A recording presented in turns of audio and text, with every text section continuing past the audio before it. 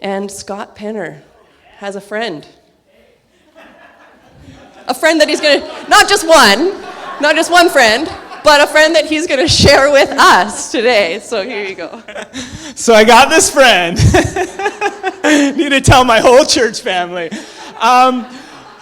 This is my good buddy, Alexander Perez, and he and I, 20 years ago, were in Bible school together. A bunch of fresh-faced or pimply-faced kids coming in, had a lot of hope, had a lot of dreaming, and his dreams brought him back. He's from Belize, and his dreams brought him back to Belize, and the Lord brought him back to Belize. And I call him kind of like the evangelical bishop of Belize, because he's like been able to do some cool things connecting the Creole community, the Black church there, and the Latino community and church, and then the Mennonite community as well in Belize, connecting all for the purpose of God and camp ministry. So, I don't know. He's doing a little bit of a tour connecting to churches, and I just had to introduce him to you guys. So, this is my church family.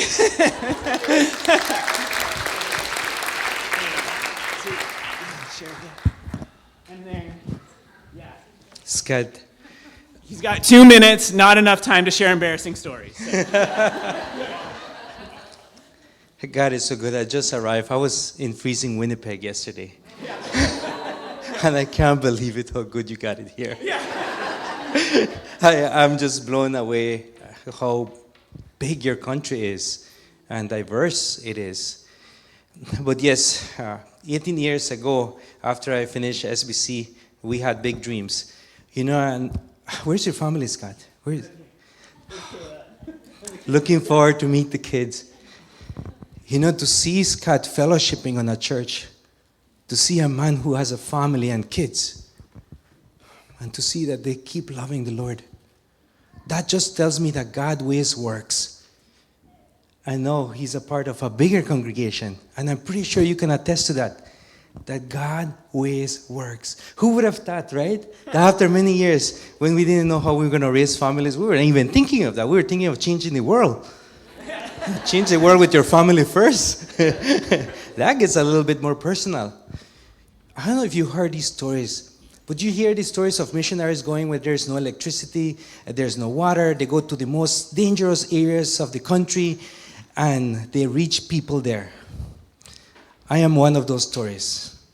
But you know how it gets a little bit much harder when you go to your own home country to do that? God sent me back to my country, to the most notorious place to reach people. And you ask yourself, how are we going to reach people in my own home country?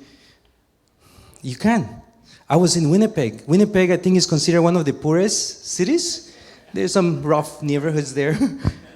And you know how they're penetrating? They're reaching kids with one of the top ministries. How many of you got saved through camp ministry?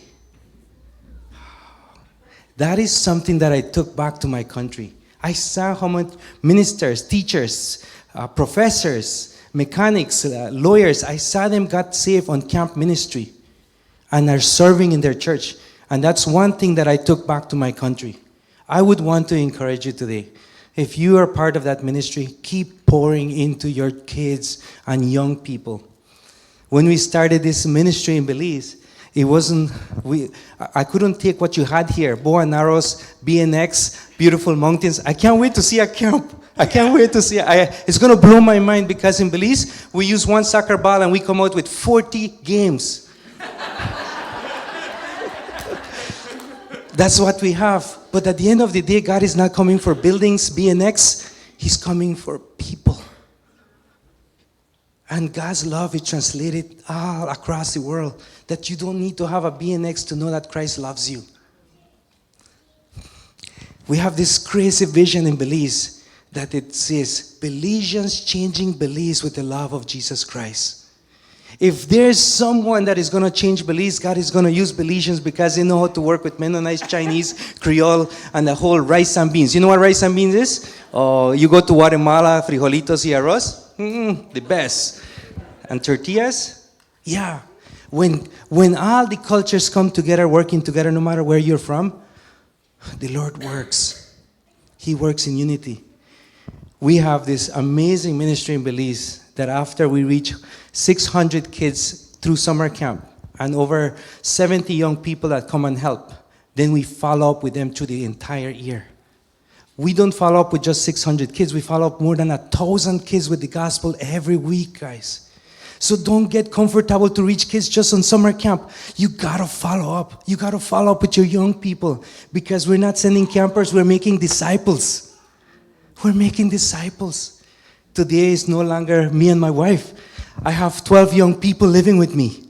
Some of them have been there for 8 years, 6 years, 5 years, 3 years. 4 of them are missionaries already. They're Belizean missionaries, and another wave is coming. And you know what's the good news I have for you? That we still don't have a camp facility. But there's people who are hungry for Jesus. Keep up the good work. May that vision resonate in you. Canadians changing Canada for the love of Jesus Christ. Hebrews 10:23 says, let us hold unwavering for the hope we profess, for he promised he is faithful. I am glad I'm not here in Canada to reach your people. You guys in a big mess here with everything that is happening. I don't even know how to respond. But the best missionaries are you guys. May God bless you.